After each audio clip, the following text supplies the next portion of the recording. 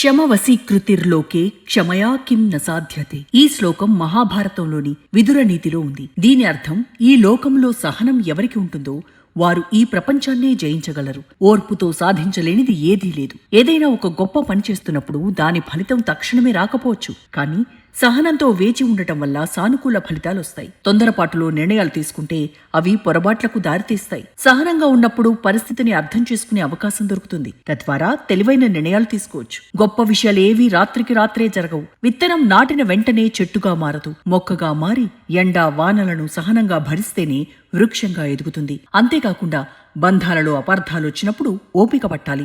సహనంతో ఆలోచించడం ద్వారా అనవసరమైన గొడవలను నివారించి సంబంధాలను కాపాడుకోవచ్చు. కొందరు సహనాన్ని చేతకానితనంగా భావిస్తారు, కానీ సహనం వ్యూహాత్మక ఆయుధమని వారికి తెలియదు. ఈ విషయాన్ని భారత ప్రధానమంత్రి నరేంద్ర మోదీ పదే పదే నిరూపిస్తున్నారు. గత ఏడాది ఏప్రిల్ 2న ప్రపంచ దేశాలపై అమెరికా అధ్యక్షుడు డొనాల్డ్ ట్రంప్ సుంకాలతో విరుచుకుపడ్డారు. ఆ సుంకాల ధాటికి తట్టుకోలేక చాలా దేశాలు ముందు వెనకలు ఆలోచించకుండా ట్రంప్తో వాణిజ్య ఒప్పందాలు చేసుకున్నాయి. ఆ ఒప్పందాలన్నీ చాలా వరకు అమెరికాకు అనుకూలంగా మారి ట్రంప్కు ప్రయోజనం కలిగించాయి. గతంలోనూ ప్రస్తుతం ట్రంప్ వాణిజ్య ఒప్పందాల్లో ఒకే తీరు కనిపిస్తుంది. మీరు సుంకాలు విధించొద్దు, మాకు మాత్రం సుంకాలు చెల్లించాలి అనేదే ట్రంప్ విధానం. ఉదాహరణకు, గత ఏడాది డొనాల్డ్ ట్రంప్ తో యూరోపియన్ యూనియన్ EU కుదుర్చుకున్న వాణిజ్య ఒప్పందాన్ని చూడండి. అమెరికా వస్తువులకు EU 0 సుంకాల ఆఫర్ ఇవ్వాల్సి వచ్చింది. కానీ యూరోపియన్ యూనియన్ వస్తువులపై మాత్రం డొనాల్డ్ ట్రంప్ 15% సుంకాలు వసూలు చేశారు. ట్రంప్ అనుసరిస్తున్న ఈ విధానాన్ని ప్రధాని నరేంద్ర మోదీ తీవ్రంగా వ్యతిరేకించారు. మీకు 0 సుంకాలు కావాలంటే మాకు కూడా అదే వర్తించాలి అన్నది మోదీ వాదన. ఈ నేపథ్యంలోనే గత ఏడాది ఏప్రిల్లో అమెరికా భారత్ మధ్య వాణిజ్య చర్చలు మొదలయ్యాయి. కానీ ఇరు దేశాలు ఒక ఒప్పందానికి రావడానికి 10 నెలల సమయం పట్టింది. ప్రధానంగా వ్యవసాయం, పాడి ఉత్పత్తులను భారత్లో విక్రయించాలని అమెరికా లక్ష్యంగా పెట్టుకుంది. భారత్ ఒక భారీ మార్కెట్ కాబట్టి ఆ ఉత్పత్తులను ఇక్కడ విక్రయిస్తే అమెరికన్ రైతులకు మేలు జరుగుతుందని ట్రంప్ ప్లాన్ వేశాడు. ముఖ్యంగా ట్రంప్ కు అనుకూలంగా ఉన్న కీలక ఓటు బ్యాంక్ అమెరికా రైతులు. నిజానికి భారత్ వ్యవసాయాధారిత దేశం. మన దేశంలో కోట్లాది మంది వ్యవసాయంపైనే ఆధారపడి జీవిస్తున్నారు. అమెరికా నుంచి వ్యవసాయం, పాడి ఉత్పత్తులను భారీగా దిగుమతి చేసుకుంటే మన రైతుల ఉపాధి దెబ్బతింటుంది. అందుకే ఈ విషయంలో మోదీ సర్కార్ గట్టిగా నిలబడింది. మొదట్లో భారత్పై 25% ప్రతీకార సుంకాలను ట్రంప్ విధించారు. ఆ తర్వాత రష్యా నుంచి భారత్ చమురుకుంటోందనే కారణంతో మరో 25% అదనపు సుంకాలను విధించారు.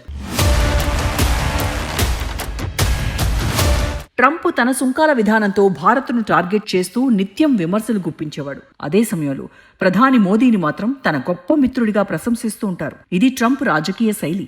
అయితే భారత్పై ఏకంగా 50% సుంకాలు విధించినా ప్రధాని మోదీ ఏమాత్రం తొందరపడలేదు, అనవసర విమర్శలకు దిగలేదు. దీనికి భిన్నంగా పొరుగు దేశమైన చైనా ట్రంప్తో నేరుగా సుంకాల యుద్ధానికి దిగింది. ట్రంప్ 50% సుంకాలు విధిస్తే తాము కూడా అంతే విధిస్తామని చైనా అధ్యక్షుడు జిన్పింగ్ హెచ్చరించారు. అమెరికా 100% సుంకాలను ప్రకటిస్తే బీజింగ్ కూడా అదే స్థాయిలో ప్రతిస్పందిస్తూ వాణిజ్య ఉద్రిక్తతలను పెంచింది. కానీ భారత్ మాత్రం చాలా సంయమనంతో పరిస్థితులను అధ్యయనం చేయడం మొదలుపెట్టింది. ప్రపంచంలోని అత్యధికంగా 50% సుంకాల భారం పడినా ప్రధాని మోదీ ఆందోళన చెందలేదు. అమెరికా అధ్యక్షుడు ట్రంప్ను ఎదుర్కోవాలంటే కేవలం పోరాటం సరిపోదని సరైన వ్యూహం అవసరమని మోదీ భావించారు. ఈ క్రమంలో ఆయన నిశ్శబ్దంగా తన వ్యూహాన్ని అమలు చేశారు. అమెరికాపైనే ఆధారపడకుండా భారతీయ ఉత్పత్తులను ఇతర దేశాలకు ఎగుమతి చేసేలా మార్గాలను అన్వేషించారు. ఇందుకోసం ప్రధాని మోదీ పలు దేశాల్లో పర్యటించి కొత్త వాణిజ్య ఒప్పందాలను కుదుర్చుకున్నారు. ముఖ్యంగా యూరోపియన్ యూనియన్తో భారత్ చేసుకున్న ఒప్పందం ట్రంప్ సుంకాల వ్యూహానికి గట్టి ఎదురుదెబ్బగా నిలిచింది.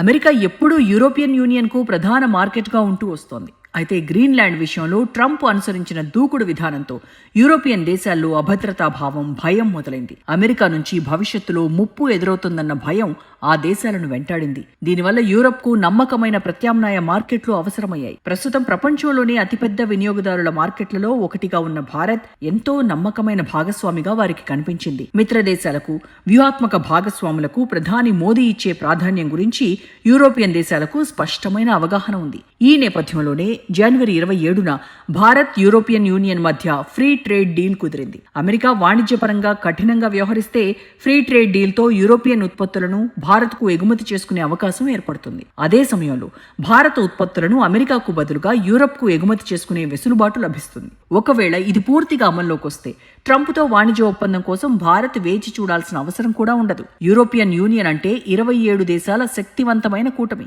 ఆ దేశాల ఉత్పత్తులకు అమెరికా తలుపులు మూసుకుంటే నష్టం అగ్రరాజ్యానికే ఎక్కువ. అంతేకాకుండా ఇరు ప్రాంతాల మధ్య భారీ స్థాయిలో వాణిజ్యం జరిగితే యూరో, రూపాయిల్లో లావాదేవీలు జరుపుకునే అవకాశం ఉంటుంది. అందుకే భారత్, EU మధ్య కుదిరిన మదర్ ఆఫ్ ఆల్ డీల్స్తో ట్రంప్లో ఆందోళన మొదలైంది. మోదీ వ్యూహం ఏంటో ట్రంప్కు అర్థమైంది. ఇదే రీతిలో భారత్ తన ప్రణాళికలతో ముందుకెళ్తే తమ వాణిజ్య ఆధిపత్యానికి గండిపడుతుందని ట్రంప్ గ్రహించారు. అయితే సుంకాల వివాదం గత ఏడాది జూన్లోనే అమెరికా సుప్రీంకోర్టుకు చేరింది. నాటి నుంచి విచారణ కొనసాగుతోంది. అమెరికా చట్టాల ప్రకారం విదేశీ వస్తువులపై సుంకాలు విధించే అధికారం కేవలం ఆ దేశ పార్లమెంట్ అయిన అమెరికా కాంగ్రెస్కు మాత్రమే ఉంది. అధ్యక్షుడికి ఆ అధికారం లేదు.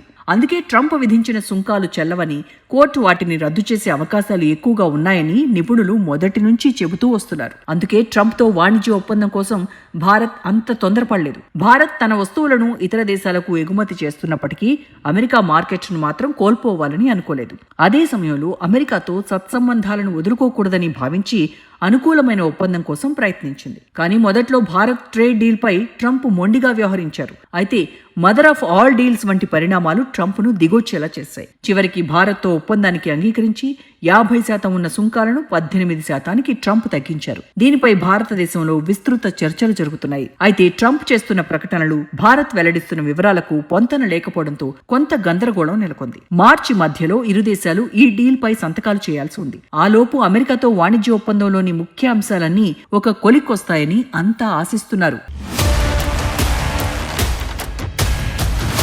అయితే ఇంతలోనే ట్రంప్ సుంకాలపై అమెరికా సుప్రీంకోర్టు షాకింగ్ తీర్పునిచ్చింది. ట్రంప్ విధించిన సుంకాలు చెల్లవని తేల్చి చెప్పింది. దీంతో సుంకాల వివాదం మళ్లీ మొదటికొచ్చింది. అమెరికా సుప్రీంకోర్టుతో డొనాల్డ్ ట్రంప్ పోరాటం చేస్తున్నారు. ఇతర చట్టాలను ఉపయోగించి మళ్లీ సుంకాలను అమలు చేయాలని ప్రయత్నిస్తున్నారు. దీంతో భారత్తో కుదుర్చుకోవాల్సిన వాణిజ్య ఒప్పందం ఏమవుతుందనే చర్చ మొదలైంది. దీనిపై మోదీ సర్కార్ కూడా లోతుగా విశ్లేషిస్తోంది. నిజానికి ఈ వారం వాణిజ్య ఒప్పందానికి సంబంధించి తదుపరి చర్చల కోసం భారత్ నుంచి ఒక బృందం వాషింగ్టన్ కు వెళ్లాల్సి ఉంది. కానీ చివరి నిమిషంలో ఈ పర్యటన వాయిదా పడింది. సుప్రీంకోర్టు తీర్పుతో సుంకాల నిబంధనలు పూర్తిగా మారిపోయే అవకాశం ఉండటమే దీనికి ప్రధాన కారణం. సుప్రీం తీర్పు ప్రభావం భారత్పై ఎలా ఉంటుందో స్పష్టత రావాల్సి ఉంది. అందుకే సుప్రీంకోర్టు తీర్పును క్షుణ్ణంగా అధ్యయనం చేయడానికి కొంత సమయం కావాలని ఇరు దేశాలు ప్రకటించాయి. ఈ విరామం వల్ల ఒప్పందానికి ఎటువంటి ఇబ్బంది లేదని వాషింగ్టన్, ఢిల్లీ వర్గాలు స్పష్టం చేస్తున్నాయి. నిజానికి ఇప్పుడు వాణిజ్య ఒప్పందం సిద్ధంగా ఉంది.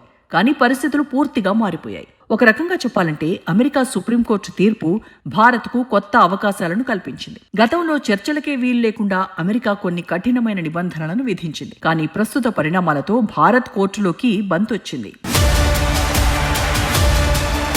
వాణిజ్య ఒప్పందంలో ఇప్పటివరకు పలు అంశాల్లో భారత్పై అమెరికా ఒత్తిడి తెస్తోంది. తమ ఆహార ఉత్పత్తులను కొనాలని, తమ వస్తువులకు 0 టారిఫ్ అమలు చేయాలని డిమాండ్ చేస్తోంది. కానీ సుప్రీంకోర్టు తీర్పుతో ఆ ఒత్తిడి చేసే అవకాశాన్ని అమెరికా కోల్పోయింది. అంటే ఇప్పుడు వాణిజ్య ఒప్పందంపై భారత్కు పై చేయి లభించిందన్నమాట.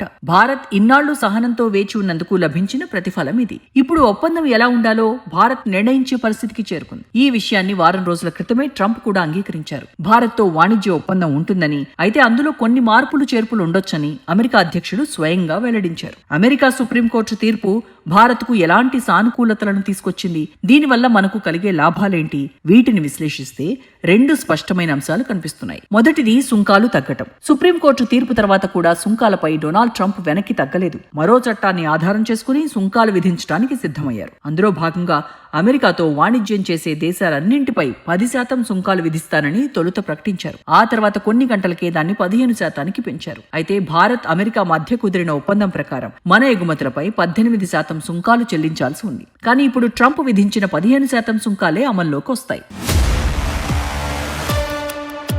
సుప్రీంకోర్టు తీర్పు తర్వాత తాజాగా ట్రంప్ విధించిన సుంకాలే భారత్కు కూడా వర్తిస్తాయి. అంటే ఇకపై భారత ఉత్పత్తులపై ట్రంప్ 15% సుంకాన్ని మాత్రమే ట్రంప్ వసూలు చేస్తారు. ఇది భారత్కు కొంత ఊరటనిచ్చే అంశం. దీనికి అదనంగా ఇతర మినహాయింపులను పరిగణలోకి తీసుకుంటే భారత్కు వర్తించే వాస్తవ సుంకం సుమారు 12% తగ్గుతుంది. నిజానికి తాజాగా ట్రంప్ విధించిన సుంకాలు అమెరికా వాణిజ్య భాగస్వాములందరికీ వర్తిస్తాయి. కాబట్టి భారత్కు ఇది ఒక శుభవార్తనే చెప్పాలి. ఈ నెలలో భారత్, అమెరికా ప్రకటించిన ఒప్పందం ప్రకారం 18% సుంకాలను మన దేశం చెల్లించాల్సి ఉండగా సుప్రీంకోర్టు తీర్పు వల్ల అది ఇప్పుడు 12% తగ్గింది. ఇది ఒక సానుకూల పరిణామం. ఇక రెండో సానుకూల అంశం ప్రస్తుతం అంత స్పష్టంగా అనిపించకపోవచ్చు, కానీ దీర్ఘకాలిక ఒప్పందం భారత్ కు అది ఎంతో విలువైంది. భారత్ ఈ వాణిజ్య ఒప్పందాన్ని రద్దు చేసుకోవాలని అనుకోవడం లేదు. కేవలం ఒప్పందంలోని నిబంధనలను మరింత స్పష్టంగా పటిష్టంగా మార్చుకోవాలని మోదీ ప్రభుత్వం ప్రణాళికలు రచిస్తోంది. భారత్ కోరుకుంటున్న కొత్త డిమాండ్లు ప్రధానంగా చట్టపరమైన భద్రత, రక్షణ నిబంధనల చుట్టూ తిరుగుతున్నాయి. భవిష్యత్తులో కోర్టులు ఏవైనా తీర్పులిచ్చి అప్పటికప్పుడు అమెరికా విధానాలు మారిపోతే ఆ ప్రభావం మన వాణిజ్యంపై పడకూడదన్నదే మోదీ ప్రభుత్వం లక్ష్యం. సరళంగా చెప్పాలంటే భవిష్యత్తులో కోర్టులు ఎలాంటి తీర్పులిచ్చినా భారత్తో కుదుర్చుకున్న ఈ ఒప్పందం అర్థాంతరంగా రద్దయ్యే పరిస్థితి రాకూడదని మోదీ ప్రభుత్వం భావిస్తోంది. సుప్రీంకోర్టు తీర్పు ఎలా ఉన్నప్పటికీ ట్రంప్ విధించే సుంకాలు ఎప్పుడు ఎలా మారతాయో ఎవరికీ తెలియదు. ఉదాహరణకు యూరోపియన్ యూనియన్ తీసుకోండి. గతేడాది కుదుర్చుకున్న ఒప్పందం ప్రకారం యూరోప్ పై 15% సుంకాలు విధించారు. కానీ అంతలోనే డెన్మార్క్ కు చెందిన గ్రీన్లాండ్ అంశం తెరపైకొచ్చింది. గ్రీన్లాండ్ ను అవసరమైతే సైనిక చర్యతో స్వాధీనం చేసుకుంటామని ట్రంప్ బెదిరించారు. ఈ నిర్ణయాన్ని యూరోపియన్ దేశాలు వ్యతిరేకించాయి. అయితే వ్యతిరేకించిన దేశాలపై అదనంగా 25% సుంకాలు విధిస్తానని ట్రంప్ బెదిరించారు. అంటే తమకు అనుకూలంగా ఉంటే ఒప్పందాలు, లేదంటే సుంకాలతో బెదిరింపులు అనేదే ట్రంప్ విధానంగా కనిపిస్తోంది. ఇటువంటి పరిస్థితులు భవిష్యత్తులో భారత్ను ట్రంప్ ఇబ్బంది పెట్టొచ్చు. ఇప్పటికే భారత్ ఇరుకున పెట్టేందుకు వాషింగ్టన్ తీవ్రంగా ప్రయత్నిస్తోంది. ముఖ్యంగా బంగాళాఖాతంలో పట్టు సాధించేందుకు వ్యూహరచన చేస్తోంది. బంగ్లాదేశ్ ను మచ్చిక చేసుకుని ఆ దేశానికి చెందిన సెయింట్ మార్టిన్ ద్వీపాలలో అమెరికా సైనిక స్థావరాన్ని ఏర్పాటు చేయాలని చూస్తోంది. ఇది చైనా కోసమేనని అమెరికా చెబుతున్నప్పటికీ భవిష్యత్తులో అది భారత్కు పక్కలో బల్లెవులా మారే ప్రమాదం ఉంది. ఇటీవలి కాలంలో అమెరికా అనుసరిస్తున్న తీరు ప్రపంచ దేశాలను ఆందోళనకు గురిచేస్తోంది. అందుకే అమెరికా అధ్యక్షుడితో గాని అక్కడి కోర్టుల తీర్పులతో గాని ఎటువంటి ఇబ్బందులు లేకుండా ప్రశాంతంగా వాణిజ్యాన్ని కొనసాగించాలన్నదే మోదీ ప్రభుత్వ లక్ష్యం. అందుకోసం అటు దౌత్యపరంగా ఇటు ఆర్థిక పరంగా ఎంతో ఓర్పుతో వ్యూహాత్మకంగా భారత్ అడుగులు వేస్తోంది. నిజానికి అమెరికాతో ఒప్పందం కోసం భారత్ చాలానే త్యాగం చేసింది. భారత్ ఇప్పటికే కొన్ని కీలకమైన అంశాలను అంగీకరించింది. అమెరికా ఉత్పత్తులపై చాలా వరకు జీరో టారిఫ్ కు ఢిల్లీ అంగీకరించింది. రాబోయే 5 ఏళ్లలో $50,000 కోట్ల విలువైన అమెరికన్ వస్తువులను కొనుగోలు చేస్తామని మోదీ సర్కార్ హామీ ఇచ్చింది. ప్రధానంగా ఇంధన వనరుల నుంచి విమానాల వరకు, విలువైన లోహాల నుంచి సాంకేతిక ఉత్పత్తుల వరకు భారీగా కొనుగోలు చేయడానికి భారత్ సిద్ధపడింది. ఇంత పెద్దెత్తున భారత ప్రయోజనాలను పణంగా పెట్టినప్పుడు అగ్రదేశంతో కుదిరే వాణిజ్య ఒప్పందానికి చట్టపరమైన రక్షణ కోరడం సమంజసం. నిజానికి భారత్ అమెరికా ఒప్పందంలో ఇప్పటి వరకు ట్రంప్ డిమాండ్లే ఎక్కువగా కనిపించాయి. కానీ ఇకపై భారత డిమాండ్లను మరింత బలంగా వినిపించడానికి అమెరికా సుప్రీంకోర్టు ఒక బలమైన అవకాశాన్ని ఇచ్చింది. పరిస్థితులు ఇప్పుడు కొంత భారత్ కు అనుకూలంగా మారాయని మార్కెట్లు కూడా గుర్తించాయి. అందుకే ఫిబ్రవరి 23న భారతీయ స్టాక్ మార్కెట్లు లాభాల్లో ముగిశాయి. టాప్ 50 కంపెనీల పనితీరును తెలిపే నిఫ్టీ 50, టాప్ 30 కంపెనీలను సూచించే సెన్సెక్స్ 2.5% పైగా వృద్ధితో ముగిశాయి. ట్రంప్ సుంకాల ప్రభావం తగ్గిందనే భావన ఇన్వెస్టర్స్ లో ఉండటమే దీనికి ప్రధాన కారణం. అయినప్పటికీ మోదీ సర్కార్ తొందరపడి అతిగా ఊహించుకోవడం లేదు. ఎందుకంటే ట్రంప్ ఇంకా తన మొండి వైఖరిని పూర్తిగా వీడలేదు.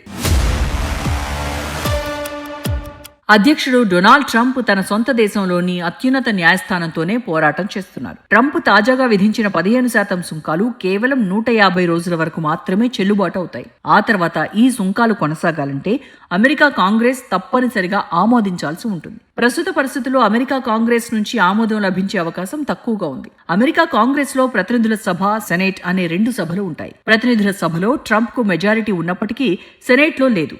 ఈ విషయం ట్రంప్ కు కూడా బాగా తెలుసు. అందుకే అమెరికా అధ్యక్షుడు ప్రస్తుతం భిన్నమైన వైఖరిని ప్రదర్శిస్తున్నారు. తాజాగా ట్రూత్ సోషల్లో ఒక పోస్ట్లో విదేశాలకు ట్రంప్ వార్నింగ్ ఇచ్చాడు. సుప్రీంకోర్టు తీర్పును ఎవరైనా తమకు అనుకూలంగా వాడుకోవాలని చూస్తే ఊరుకునేది లేదని హెచ్చరించారు. దశాబ్దాలుగా అమెరికాను దోచుకుంటున్న దేశాలు తాము కుదుర్చుకున్న ఒప్పందం ప్రకారం సుంకాలు చెల్లించాల్సిందేనని, లేని పక్షంలో కఠినమైన పరిస్థితులను ఎదుర్కోవాల్సి వస్తుందని ఆయన వార్నింగ్ ఇచ్చారు. ఇటువంటి బెదిరింపుల కారణంగానే భారత్ ఒక చట్టబద్ధమైన వాణిజ్య ఒప్పందం కోరుకుంటోంది. సాధారణంగా ఒక స్వేచ్ఛా వాణిజ్య ఒప్పందానికి అమెరికా కాంగ్రెస్ ఆమోదం లభిస్తే అది అత్యంత సురక్షితమైనదిగా పరిగణించబడుతుంది. అటువంటి ఒప్పందాలను అమెరికా కోర్టులు లేదా అధ్యక్షులు స్వతంత్రంగా మార్చడం అసాధ్యం.